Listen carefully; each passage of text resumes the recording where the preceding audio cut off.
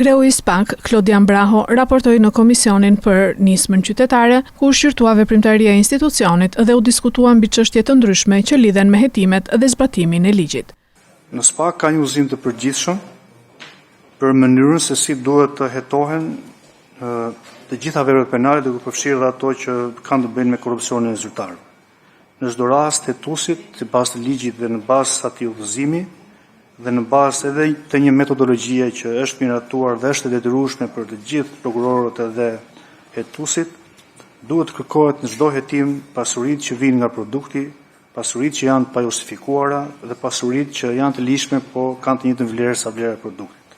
Dhe të treja këto pasuri, nëse ekzistojnë, duhet të sekuestrohen dhe duhet të konfiskohen.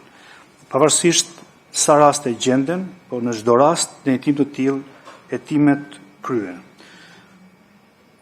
Për sa i përket dosjeve që janë në shtyp, që u përmendët, do të kuptojnë fazat kur një informacion dhe një akt ka përmbajtje sekretatimor dhe kur nuk ka, dhe kufi i ndarjes është kur personi që është me tim merr dieni për aktet, aty përfundon sekretatimor.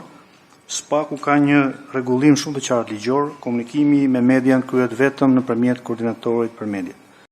I pyetur për situatën ligjore të ish-presidentit Ilir Meta dhe ish-kryeministrit Sali Berisha, Braho theksoi se nuk komenton çështje konkrete që janë në proces. Ai u shpreh se çdo person i proceduar ka të drejtë të ndjek rrugët ligjore për të kundërshtuar masat e sigurisë të vendosura ndaj tij.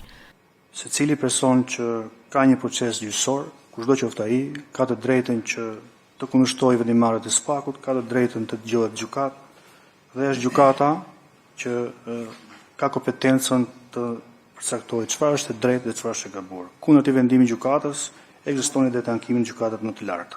Sa i përket pretendimeve për dosjen Albanian Files dhe akuzave ndaj kryeministrit Edi Rama, kreu i SPAK deklaroi se çdo pretendim duhet të mbështetet me prova. Për sa i përket ndërhyrjeve të kryeministrit, nëse ju mendoni, nëse keni prova, paraqitjen ato për ndjekje penale në organin kompetent.